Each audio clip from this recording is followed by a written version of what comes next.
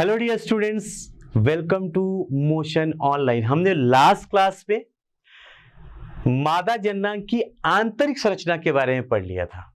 आंतरिक संरचना पढ़ लिया था, कर लिया था। अब हम मादा जननांग के बाह्य जननांगों की बात कर रहे हैं। बाह्य जननांग का मतलब हमने देखा था कि वैसे तो मादा का जो जननांग है वो निचले उदरीय भाग में स्थित है, और निचले उदरीय भाग में स्थित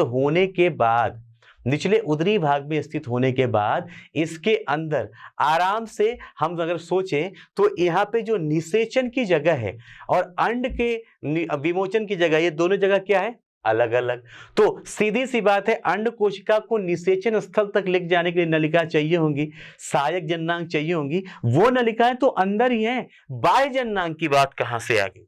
लेकिन नहीं बेटा, मादा की जब हम बात करते हैं तो मादा के आंतरिक जननांग के साथ साथ बाह्य जननांग भी होते हैं, है ना।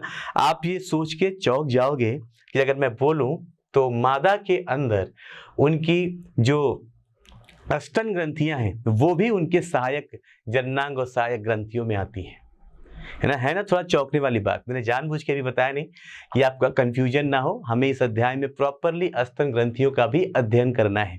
तो मैं आपको सिखाऊंगा कि वहां से कौन से हार्मोन का स्रावण हो रहा है और वो कैसे जननांगों के ऊपर क्या प्रभाव डाल रही है और क्यों हमने ऐसा बोला, हम सीखेंगे। लेकिन अभी फिलहाल हम सीखते हैं क्या?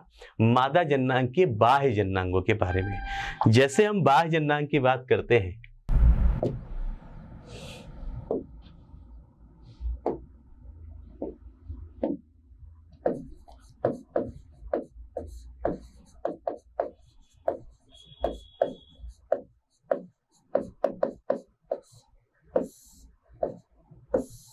हमने पिछले क्लास में पढ़ लिया था बाह्य जननांग में कौन कौन सी संरचनाएं आती हैं। पिछले क्लास में बता दिया था बाह्य जननांग में क्या क्या संरचना आती है। यहाँ पे सीख रहे हैं, जब हम बाह्य जननांग को देखते हैं तो मादा के बाह्य जननांग में, कहाँ पे? मादा के बाह्य जननांग में क्या क्या संरचनाएं आती हैं वो नाम हमने सीख लिया था। लेकिन आज मुझे आपको कुछ बताना है। वो क्या है, जरा सुनिए। हमने लास्ट क्लास में गर्भाशय के नीचे एक ग्रीवा बनाई थी। ये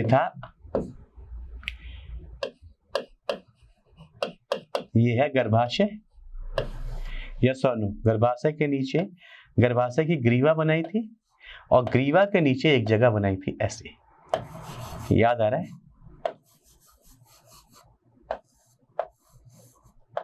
और यहाँ पे ये इस जगह को हम बोल रहे थे योनि। ये हो गई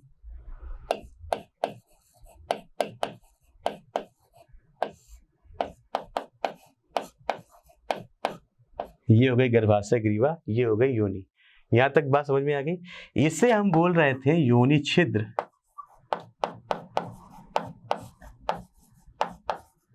याद आ रहा है? तो जब हमने आंतरिक संरचना बनाया था तो कुछ ऐसा दिखाया था, लेकिन जब हम इसे शरीर के बाहर से देखते हैं, मादा शरीर में जब हम इस संरचना को बाहर से देखते हैं तो हमें ये संरचना बड़ी ही स्पष्ट रूप से दिखाई देती है। जरा देखिए यहाँ पे कैसे।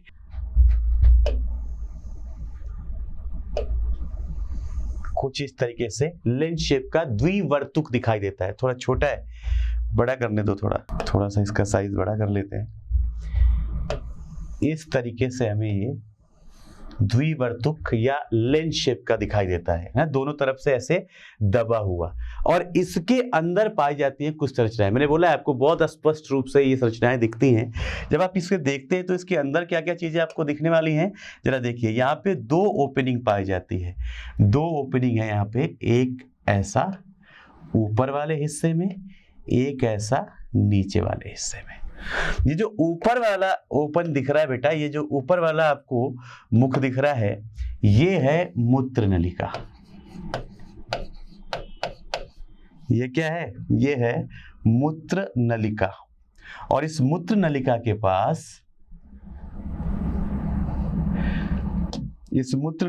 पास छोटा सा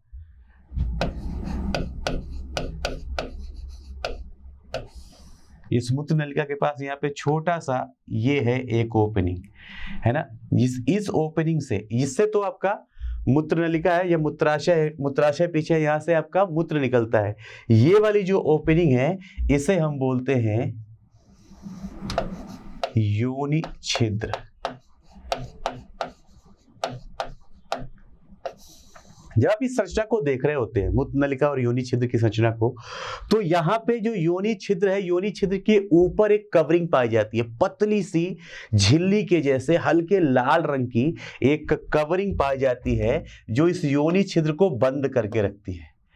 जो क्या करती है, इस योनि छिद्र को बंद करके रखती है। जरा ध्यान से देखना, मैं जब इसको भर रहा हूं तो मैंने पूरा नहीं भरा है, इसके पीछे भी एक राज की बात है, क्या बोलते हैं, और ये बड़ा मजेदार मसाला है, इसके बारे में आप सब लोग जानते हैं। ये जो संरचना है, इस संरचना को हम बोलते हैं योनि आक्षद। क्या बोलते हैं, योनि आक्षद। समझिए, जब आप ये देख रहे हैं पूरा का पूरा स्ट्रक्चर, तो ये वो संरचना है जो बाहर से दिखाई देता है। अंदर कैसा है पूरा का पूरा, अंदर वाला ये है, बाहर से ये दिख रहा है ऐसा, ये ओपनिंग है वो ये है बेटा, ये जो लाल रंग से मैं अब दिखा रहा हूं, ये योनि छिद्र, ये योनि छिद्र यहाँ पे गोल दिखाया है, ये वास्तव में कैसा है, ऐसा दिख रहा है। लेंस शेप ओपनिंग के बीच में एक छोटी सी ओपनिंग है जिसे बोल रहा है योनि छिद्र। इसी जगह से पुरुष का जो जननांग है, वो पुरुष का शिशन मादा के अंदर घुसता है और यहीं से इनसेमिनेशन होता है, यहीं से उसका वीर्य मादा के अंदर निकाला जाता है। इसको घेरा गया है योनि आच्छद से। इसे हिंदी में हाइमन, मतलब अंग्रेजी में इसे हाइमन भी बोलते हैं। देखिए बहुत मजेदार सी बात है, हाइमन के ऊपर या योनि आच्छद के ऊपर आप एनसीईआरटी पढ़ोगे, वहां पे लिखा हुआ आपको मिलेगा कि ये जो योनि आच्छद या हाइमन है जो इसको कवर करता है, ये दोनों संभव है। कभी कभी ये पूर्ण रूप से कवर करता है, कभी कभी ये आंशिक रूप से, but most of the cases में इसकी जो कवरिंग है ये आंशिक रूप से इसको कवर करता है। कैसे कवर करता है, आंशिक रूप से कवर करता है इसको।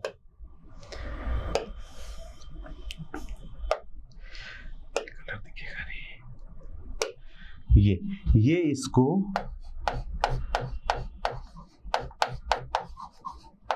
आंशिक रूप से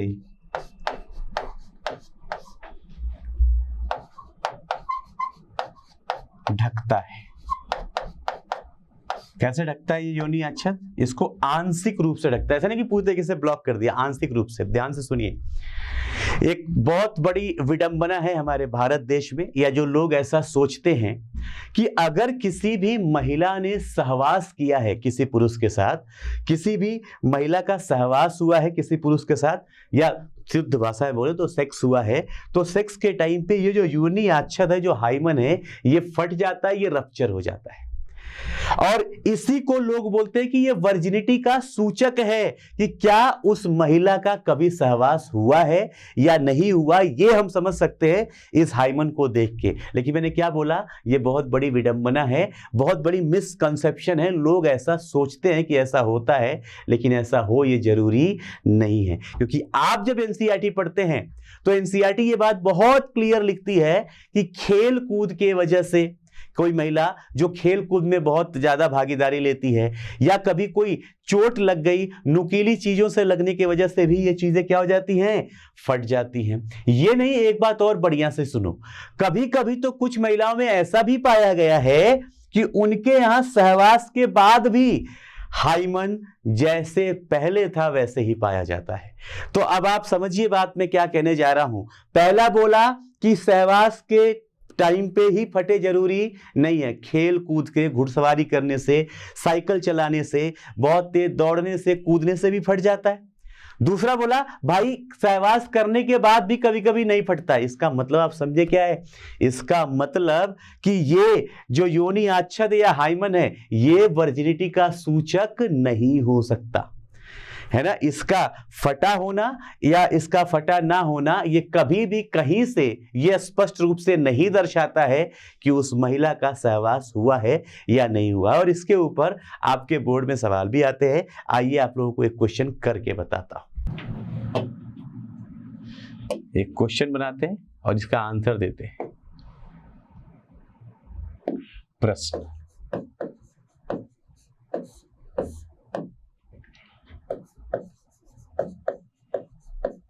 किसी मादा में योनिआक्षत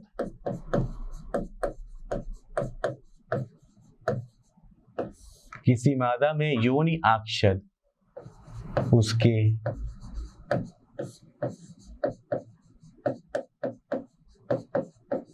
वर्जिनिटी का सूचक है। उसकी वर्जिनिटी का सूचक है। उपरोक्त कथन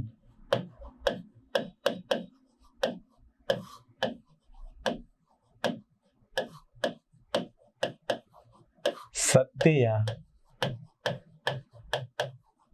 असत्य है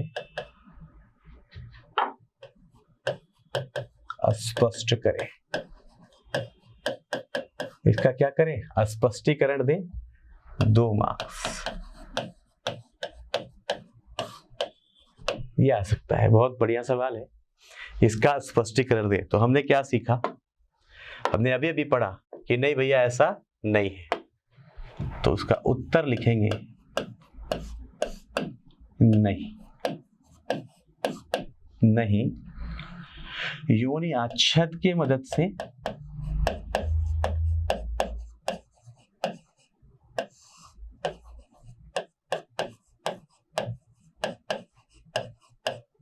योनिआक्षत की सहायता से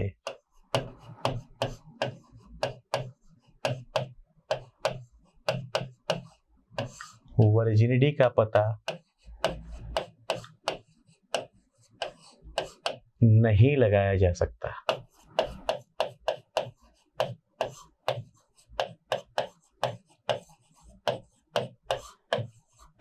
पहले तो हमने ये बोला कि नहीं भैया ऐसा नहीं है, वो मतलब ये पता नहीं लगाया जा सकता, मतलब ये सूचक नहीं है। पहले तो इसका जवाब दिया। फिर उन्होंने बोला स्पष्ट करें।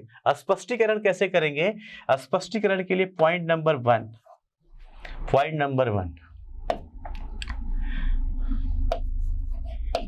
खेल कूद, साइकिल,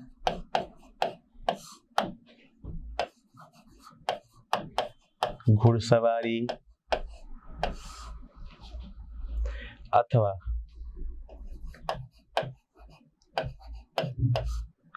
चोट,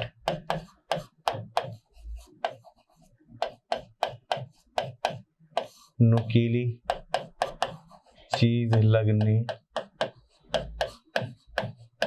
लगने से भी, कोई नुकीली चीज लगने से भी योनिआक्षत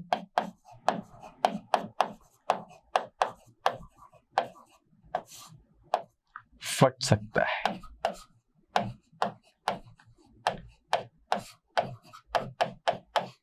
क्या हो सकता है? ये फट सकता है। चोट लगने से भी क्या कर सकते हैं? इससे बोल सकते हैं कि ये फट सकता है, ये फट गया। दूसरा, सहवास के पश्चात भी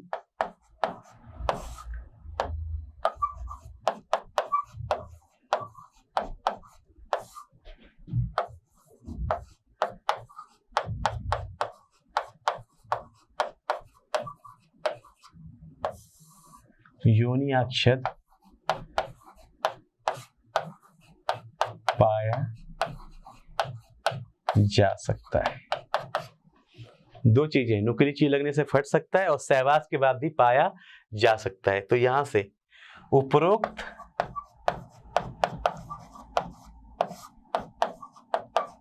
बिंदुओं से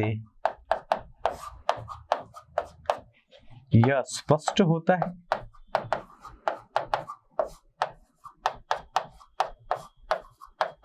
उपरोक्त बिंदुओं से यह स्पष्ट होता है कि योनिआक्षत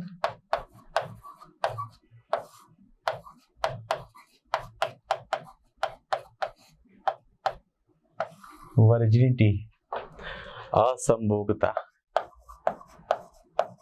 असहवासता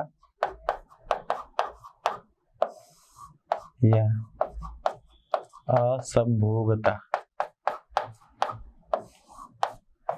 का सूचक नहीं है। स्पष्ट हुआ? ये पहला पॉइंट हमने जो पढ़ा इसमें हाइमन के ठीक पहले जब आप ये संरचना देख रहे हैं तो ये जो आपको लेंस शेप, लेंस के जैसे जो द्विवर्तुक संरचना दिख रही है, इस संरचना को हम नाम देते हैं भग। इस संरचना को हम क्या नाम देते हैं? इसको हम लोग बोलते हैं भग बोलते हैं, है ना। ये जो हिस्सा दिख रहा है इसे बोला जाता है भग। जब आप इस संरचना को और डिटेल में देखते हैं और अच्छे से, तो आपको समझ में आता है कि इसके ठीक ऊपर, ये जो भग वाला हिस्सा, इसके ठीक ऊपर मांसल मतलब मस्कुलर मांस का एक कवर होता है, छोटा सा ऐसा, जो मोटा मांसल संरचना है, एक मोटी सी मांस की बनी संरचना है ऐसी, राइट। यहाँ पे जो लाल रंग का दिखाया है ये, इसे हम लोग बोलते हैं भग। ये भग के चारों तरफ है मांसल संरचना जो इसको रक्षा दे रहा है। एक तो ऐसा होता है छोटा थोड़ा सा, और एक ऐसा ही मांसल संरचना बड़ा सा भी है, ऐसे दो संरचनाएं। ये मांसपेशियों की थोड़ी मोटी सी संरचना है जिसका काम है इस भग को सुरक्षित रखना, कि कोई भी अगर चोट लगे, जर्क लगे तो डायरेक्टली यहां ना लगे। इसका काम है इसको सुरक्षित रखना। भग के दोनों तरफ हैं और इस भग की रक्षा कर रहे हैं। तो इसमें जो अंदर वाला है, इस अंदर वाले को जो लाल रंग से दिखाया है, ये छोटा है, इसलिए हम इसे बोलते हैं बच्चों लघु भगोष्ठ। क्या बोलते हैं? लघु भगोष्ठ। और जो बड़ा वाला जो इसका संरचना है जो इसकी रक्षा कर रहा है, ये बड़ा वाला, इस बड़े वाले को बोला जाता है बृहद भगोष्ठ। इसको बोलते हैं बृहद भगोष्ठ। ये दोनों ही भगोष्ठ क्या करते हैं? ये रक्षा कर रहे हैं, सुरक्षा कर रहे हैं इस भग की, यहां पे। क्लियर? तो अब ये अंदर का स्ट्रक्चर ऐसा है, बाहर का स्ट्रक्चर ऐसा है, आपको अंदर बाहर दोनों जगह से दिख गया। एक जरूरी बात और सुन लीजिए बहुत ध्यान से, ये जो भगोष्ठ जो रक्षा कर रहे हैं, इनके बीच में पाए जाते हैं फैटी टिश्यू, वसीय ऊतक, जिसकी वजह से ये थोड़ा सा हल्का सा उभरा हुआ दिखाई देता है। वसीय ऊतकों की वजह से ये क्या दिखता है? हल्का सा उभरा हुआ दिखाई देता है। और ये वसीय ऊतक इसमें शॉक एब्जॉर्बर का भी काम करते हैं, कि अगर कभी झटका लगेगा, चोट लगेगा, तो उस चोट को ये वसीय ऊतक क्या करते हैं? उस चोट को डिस्ट्रीब्यूट कर देते हैं, ऐसा कि भग को ज्यादा नुकसान ना हो। यहाँ पे क्या भर दिया आपने? यहाँ पे आपने भर दिया वसीय ऊतक। क्लियर? जो सबसे ऊपर वाला हिस्सा है जहां पे ये दोनों जुड़ रहे हैं, ये देखना आप, जहां पे बृहद भगोष्ठ लघु भगोष्ठ जुड़ रहे हैं भग के साथ, वहां पर एक मोटा मांसल संरचना और पाया जाता है। इन्हीं जो मांसल संरचनाएं हैं, इन्हीं के मिलने से यहाँ पे एक मोटी सी मांसल संरचना और बन जाती है। रंग बदल दूं ताकि आपको वो दिख पाए प्रॉपर, कि मैं दिखाना क्या चाहता हूं। ये रंग दिखेगा? नहीं दिखेगा, रुक जाओ। यहाँ पे ये ले लेता हूं, ये जहाँ पे जुड़े हैं, यहाँ पे ऐसा, इन्हीं जो ये दोनों भग आ रहे हैं, इन्हीं के मिलने से एक संरचना बन जाती है ऐसे, मांसल छोटी सी खुरदुरी सी इरेग्युलर। अब यहाँ पे तो पेन से बनाने में बड़ी एक जैसी दिख रही, बट ऐसी है नहीं, ऊबड़ खाबड़ सी संरचना बनती है। इसको हम लोग बोलते हैं क्लाइटोरिस। इसको हम लोग बोलते हैं क्लाइटोरिस। ये क्लाइटोरिस ठीक वैसे ही है जैसे मेल के अंदर, पुरुष के अंदर शिशन पाया जाता है, वैसे ही मादा के अंदर उत्तेजक ऊतक का बना हुआ होता है क्लिटोरिस। ये क्या है? ये इसके अंदर उत्तेजक ऊतक का बना हुआ एक संरचना है।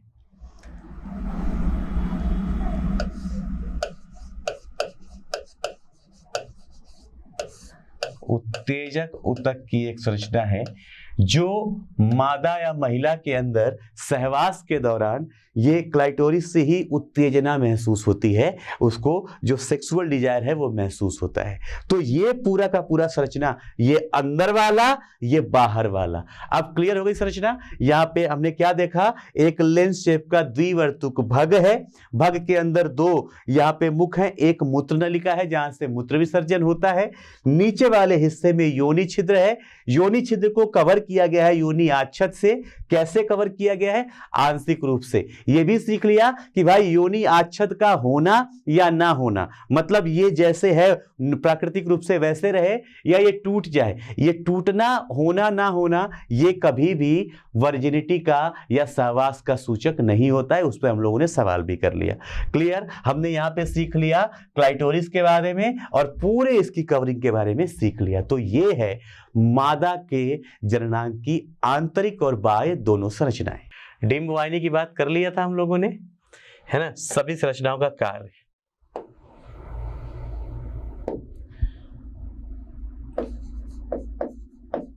मादा जननांग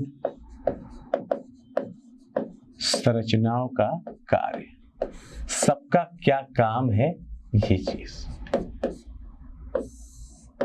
सबसे पहले अंडाशय, अंडाशय का काम हम पढ़ चुके हैं, है ना। अंडाशय का काम क्या है?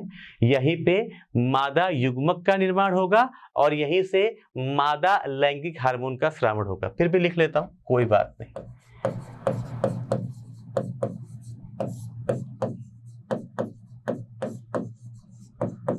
मादा युग्मक निर्माण और दूसरा यहां पे मादा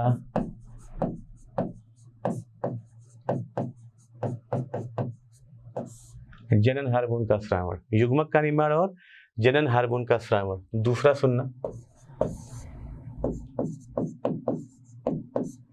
डिंब वाहिनी,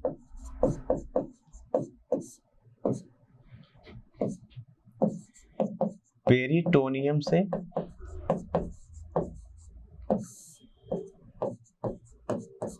पेरिटोनियम गुहा से अंड कोशिका को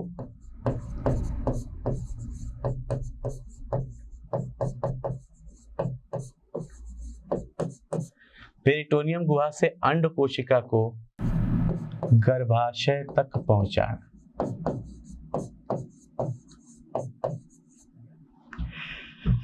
अंड कोशिका को कहां तक पहुंचाना? गर्भाशय तक पहुंचाना। पहुंचाने का काम कौन करता है? ये डिंब वाहिनी।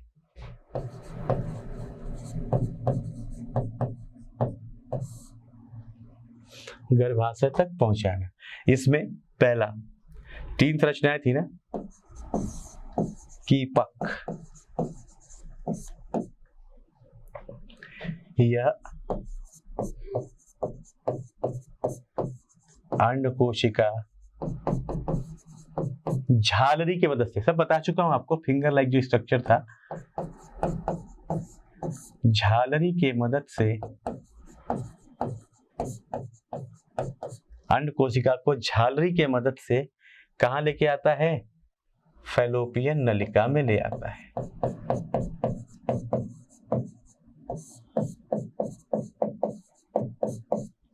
फैलोपियन या डिंब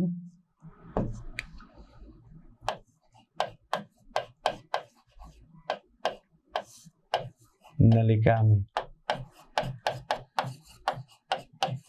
ले आता है। पहले का काम हो गया कीपक का। तुम्बक,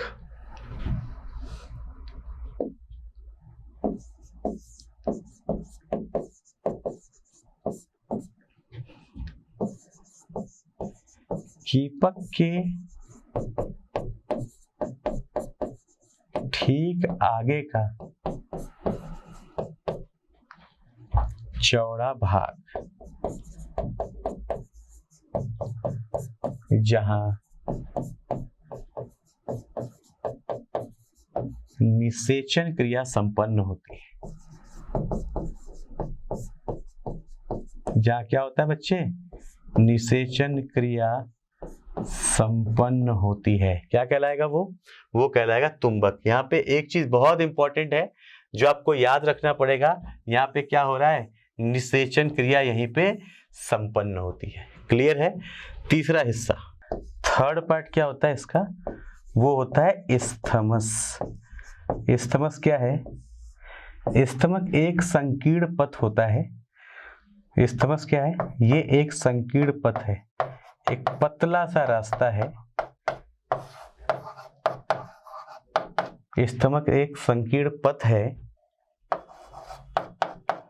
जो निषेचित अंड कोशिका को, निषेचन होने के बाद, कहाँ पे, निषेचन होने के बाद जो निषेचित अंड कोशिका को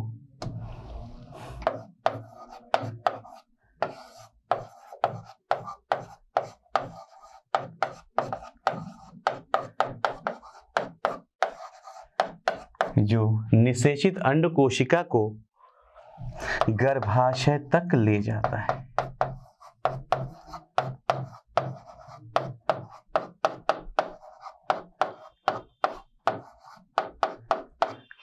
क्या करता है, गर्भाशय तक। तो हमने ये डिंब वाहिनी का 3 भाग पढ़ लिया, यस और नो बच्चों।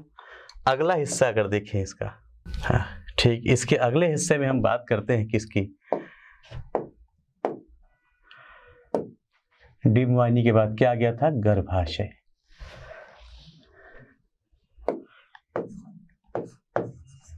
गर्भाशय, गर्भाशय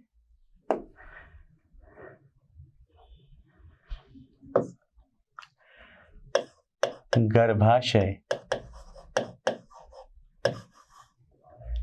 एक उल्टे नाशपाती के जैसे संरचना होती है।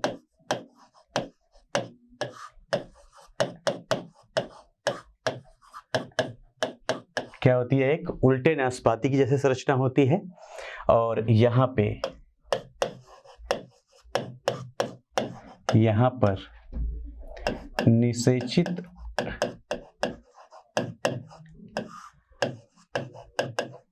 अंड कोशिका का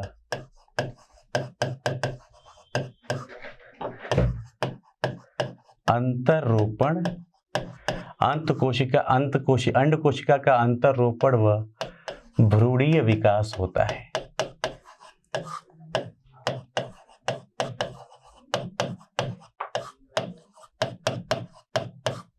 भ्रूणीय विकास होता है। गर्भाशय में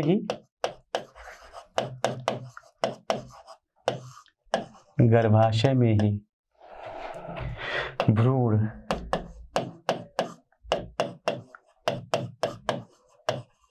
शिशु में परिवर्तित होता है।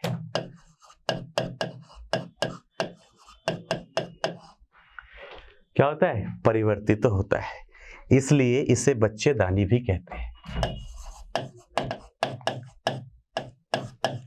इसलिए इसे बच्चेदानी भी कहा जाता है। क्या कहते हैं भैया इसको, बच्चेदानी, इसे बच्चेदानी भी कहा जाता है।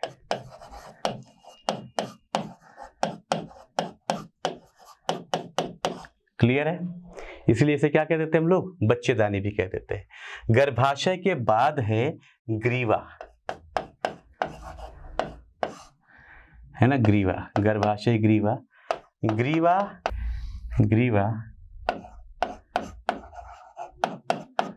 गर्भाशय तथा ग्रीवा 2 चीजों को जोड़ रही है। गर्भाशय को किससे जोड़ रही है, योनि से। गर्भाशय तथा योनि के बीच का, योनि के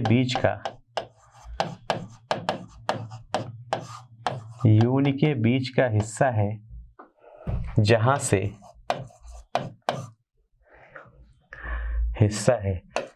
से योनि में आया, योनि में विमोचित, जहां पर क्या होता है, योनि में विमोचित शुक्राणु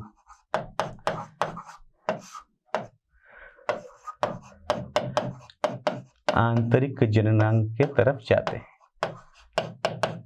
आंतरिक जननांग के तरफ जाते हैं। यहाँ पे ही जो विमोचित शुक्राणु हैं वो इसी ग्रीवा के रास्ते कहाँ पड़ते हैं, आगे की तरफ बढ़ते हैं, जननांग की तरफ जाते हैं। यहाँ पे एक बहुत महत्वपूर्ण बात है बच्चे, इन दोनों की एक बड़ी खास बात है गर्भाशय और ग्रीवा की। बच्चा कहाँ है हमने पढ़ लिया, बच्चा कहाँ है इसलिए बच्चेदानी बोल रहे हैं। इसीलिए इसे क्या बोल रहे हैं, बच्चेदानी। बच्चा कहाँ है, बच्चेदानी के अंदर। यहीं पे भ्रूणीय विकास भी हो गया, यहीं पे जो बच्चा था वो बच्चा परिवर्धित हो गया, भ्रूणीय विकास हो गया बच्चेदानी के अंदर। तो बच्चा जब बन जाता है और गर्भाधान होने के बाद, गर्भावस्था पूरा करने के बाद 9 महीने के बाद वो बच्चा बाहर आएगा, यस और नो। तो यही जो ग्रीवा है यही रास्ता भी बनाती है उस बच्चे को बाहर आने के लिए। इसलिए यहाँ पे हम लिखते हैं एक बहुत बढ़िया सी बात इनके लिए है जिसको हम बोलते हैं जनन नलिका।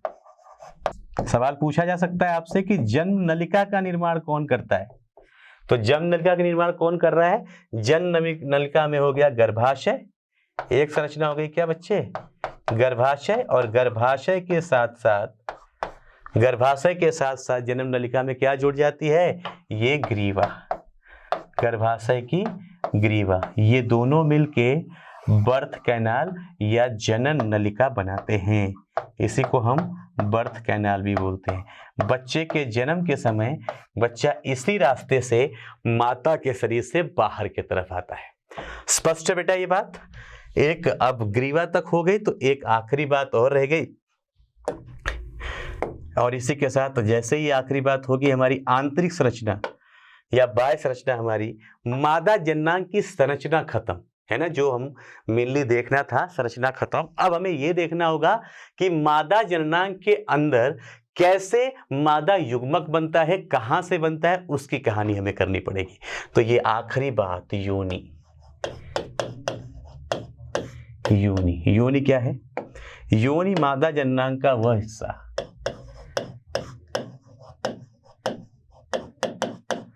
मादा जननांग का वह भाग, ये क्या है, मादा जननांग का वह भाग जहां नर अपनी जननेंद्रिय से, जहां पे नर क्या करता है, अपनी जननेंद्रिय से शुक्राणु विमोचन करता है, शुक्राणु का विमोचन करता है। वो भाग जहां पे नर क्या कर रहा है, शुक्राणु का विमोचन करता है, वो क्या है, योनि। यहां सामान्यतया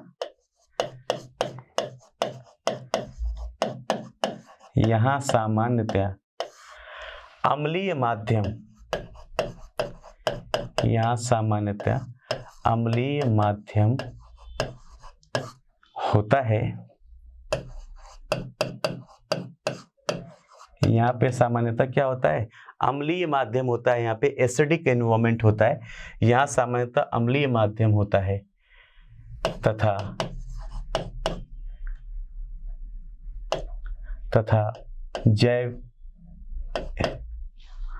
विभिन्न अम्लीय माध्यम होता है तथा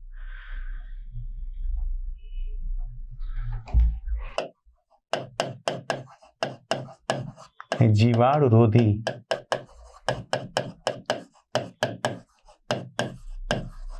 एंजाइम पाए जाते हैं।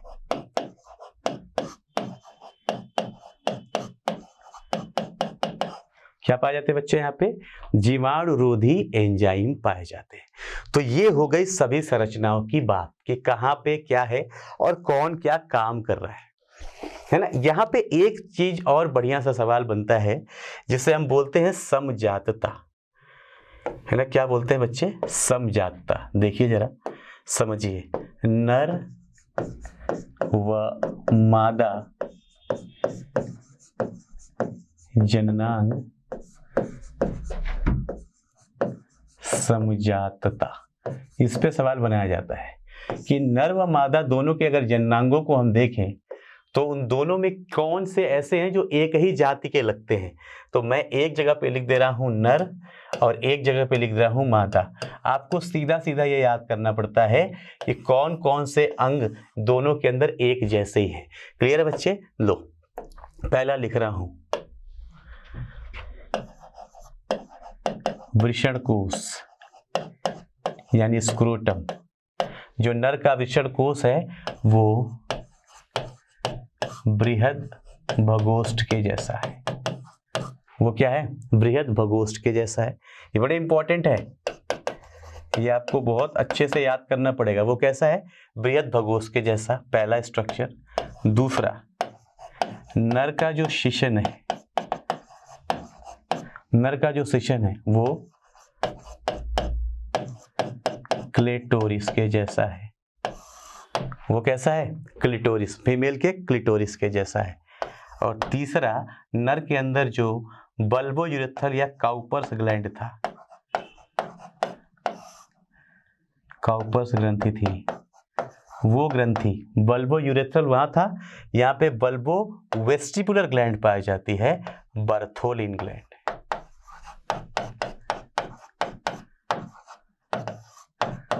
बर्थोलिन वो कैसी होगी? वो बर्थोलिन ग्रंथि के जैसी होती है। ये तीन चीज आप बहुत अच्छे से याद कर लेना। यहाँ पे आप चाहो तो मैं एक नाम और लिख देता हूं, बल्बो यूरेथ्रल, और यहाँ पे बल्बो वेस्टिब्यूलर भी बोलते हैं, बल्बो वेस्टिबुलर भी बोलते हैं। इसी के साथ बच्चे हमने नर व मादा के सभी संरचनाएं पढ़ ली। बस मुझे एक चीज, क्योंकि मैंने आपको ये दिखाया नहीं है कहाँ पर है, एक बार आपको दिखा देता हूँ। यहाँ पर बच्चों एक संरचना, यहाँ पे मटर के दाने के जैसी, कैसी? मटर के दाने के जैसी संरचना होती है इस जगह पे, यहाँ पर। ये है वो ग्रंथि, ठीक इस क्लाइटोरिस के पास ऐसे मटर के दाने के जैसे ये ग्रंथि है, जिसको हम बोलते हैं बल्बो वेस्टिब्यूलर।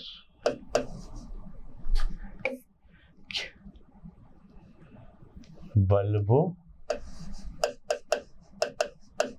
वेस्टिबुलर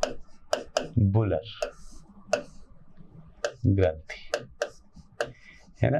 तो इसी के साथ हमारा पूरी संरचना मादा के जननांग की क्या होती है? खत्म होती है। इसके काम भी हम लोगों ने पढ़ लिए। आशा करता हूं हमारे टॉप एजुकेटर का यह लेक्चर आपको पसंद आया होगा। अगर पसंद आया है तो वीडियो को लाइक करिए, चैनल को सब्सक्राइब करिए और शेयर भी करिए, क्योंकि ज्ञान बांटने से बढ़ता है और सही बताऊं तो पुण्य भी मिलता है। मुझे सुनने के लिए बहुत बहुत धन्यवाद। Thank you.